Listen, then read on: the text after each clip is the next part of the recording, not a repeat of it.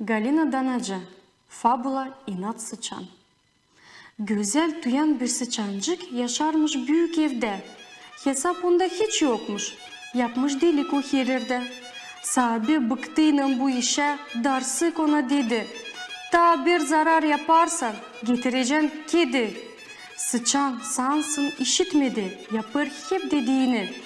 Delip delik büyük dolaptan çalır o beğendiğini. Bıkır buna bu çorbacı, alır kediyi ve şimdi çık sen delikten de kendini dene.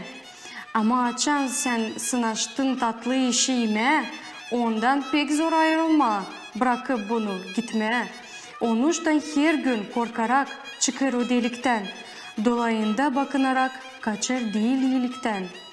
Korku değil bal ama inat, beğenir isleyme. Sanır anne tutulmayacak, istemir verilme. Bir gün eve kaçarkana telavu tutulur. Taman te bu uşarkana kedi de bulunur. Kıstırıldı o isleyece, yok kurtuluş bundan.